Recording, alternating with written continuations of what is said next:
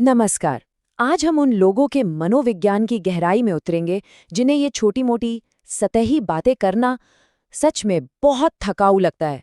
अगर किसी को कभी भी ऐसा महसूस हुआ है, तो यकीनन वो इस बातचीत से खुद को जोड़ पाएंगे। जरा सोचिए, किसी पार्टी में है या शायद किसी काम के इवेंट में, और कोई पास आकर वही जाना पहचाना सवाल पूछता है ना? एक ऐसा सवाल जिससे अक्सर बहुत से लोग बस बचना चाहते हैं। अगर ये एहसास कुछ जाना पहचाना सा लगा तो आप अकेले नहीं हैं। ये एक बहुत ही गहरी असली भावना है और इसके पीछे ना ठोस मनोवैज्ञानिक कारण है।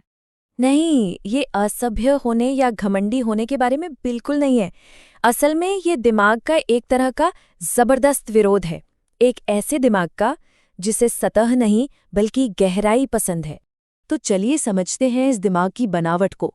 आखिर ऐसा क्यों है कि कुछ दिमाग सतही बातों को मतलब बिल्कुल पसंद नहीं करते? मनोवैज्ञानिक इसे हाईली एसोसिएटिव थिंकिंग कहते हैं। आसान भाषा में कहें तो इसका मतलब है कि कुछ दिमाग सिर्फ जानकारी को प्रोसेस करने के लिए नहीं, बल्कि पैटर्न, मतलब और कनेक्शन खोजने के लिए बने होते हैं। उन्हें चीज़ों में एक बनावट या टेक्सचर चाहिए होता है। और यही वो वजह है कि किसी अजनबी की जॉब का टाइटल क्या है या मौसम कैसा है, इस तरह की बातें दिमाग में ज्यादा देर तक टिकती ही नहीं, क्योंकि इन बातों की कोई जड़ नहीं होती जिससे दिमाग जुड़ सके, तो वो बस लगभग तुरंत ही गायब हो जाती हैं। इसे समझने के लिए एक क्लासिक बेकर पैराडॉक्स है। देखिए, ये याद रखना आसान है कि कोई इंसान पेशे से एक बेकर है, क्योंकि बेकर शब्द से जुड़ी हमारे दिमाग में बहुत सी चीजें हैं, जैसे तस्वीरें, खुशबू, काम। लेकिन किसी का सरनेम बेकर है, ये याद रखना मुश्किल है, क्योंकि वो सिर्फ एक खाली लेबल है, एक मनमाना शब्द। दिमाग पहले वाले को पकड़ता है, दूसरे को नहीं। ये रूपक इसे बहुत ही खूबसूरती से समझाता है। छोटी मोटी बातें किसी कार्यक्रम के ऑर्डर ऑफ सर्विस की तरह हैं, एक सूखा छपा हुआ कागज जिसे कोई याद नहीं रखता। लेकिन गहरी बातचीत एक अंतिम संस्कार की तरह होती है, जिसमें कच्ची भावनाएं होती हैं, बनावट वाली कहानियां होती हैं जो दिल में गहराई तक उतर जाती हैं। पहले को लोग भूल जाते हैं, दूसरे को कभी नहीं। तो ये सिर्फ बोरियत की बात नहीं है। इस तरह की बातचीत असल में हमारी ऊर्जा खत्म कर देती है। चलिए देखते हैं कैसे। इसका जवाब ऑप्टिमल अराउजल थ्योरी में छिपा है। ये थ्योरी ये बताती है कि हर किसी को अच्छा महसूस करने के लिए बाहरी दुनिया से अलग अलग लेवल की उत्तेजना या स्टिमुलेशन की जरूरत होती है।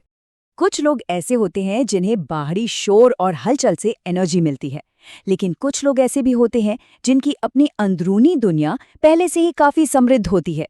उनके लिए बाहरी उत्तेजना ऊर्जा देने के बजाय सोख लेती है।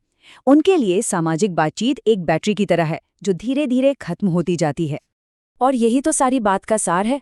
छोटी मोटी बातों में बहुत सारी ऊर्जा लगती है, लेकिन बदले में कोई सार्थक कनेक्शन या जानकारी नहीं मिलती। तो ये एक ऐसा सौदा है जिसमें सिर्फ और सिर्फ नुकसान है। असल में ऐसे विचारक वास्तविक जुड़ाव चाहते हैं। उन्हें सिर्फ विनम्रता दिखाने के लिए दिखावा करने या प्रदर्शन करने में कोई दिलचस्पी नहीं होती। वो ये जानना चाहते हैं कि उनकी मौजूदगी, उनकी ऊर्जा और उनकी परवाह का बातचीत के नतीजे पर सच में कोई असर पड़ रहा है या नहीं। वो पारस्परिकता चाहते हैं, औपचारिकता नहीं।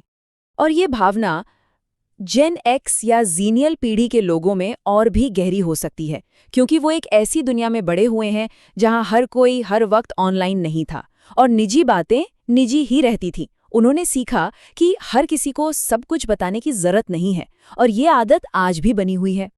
और अब आते हैं आखिरी हिस्से पर, जुड़ाव की एक क्षमता। चलिए अब इसे एक नए नजरिए से देखते हैं कि ये कोई समस्या नहीं, बल्कि एक छिपी हुई ताकत है। यहाँ सबसे जरूरी बात यही है, छोटी मोटी बातों को नापसंद करना कोई सामाजिक कमी नहीं है, बिल्कुल नहीं, बल्कि ये गहरे और सार्थक मानवीय रिश्ते बनाने की एक असाधारण क्षमता का संकेत है। इस तरह की मानसिकता की कई ताकतें हैं। आप सिर्फ लेबल और सतही बातों से आगे देखते हैं। आप भावनात्मक रूप से दूसरों के साथ बहुत आसानी से जुड़ जाते हैं। आप लोगों को ये महसूस कराते हैं कि उन्हें सच में सुना और समझा गया है, और नतीजतन आप ऐसे रिश्ते बनाते हैं जो लंबे समय तक टिकते हैं। ये कोटेशन पूरी बात का सार बता देता है। ये सतहीपन के खेल में हिस्सा लेने से इनकार करने जैसा है। इसके बजाय ये एक ऐसे मैदान में खेलना है जहां कनेक्शन गहरे होते हैं, दांव ऊंचे होते हैं और इनाम कहीं ज्यादा सार्थक होते हैं। तो आखिर में ये एक सोचने लायक सवाल है कि शायद समाधान खुद को बदलने की कोशिश करना नहीं है, बल्कि अपनी ट्राइब यानी अपने जैसे लोगों का समूह ढूंढना है। ऐसे लोग जो आपकी ही तरह गहराई और वास्तविक कनेक्शन को महत्व देते हैं।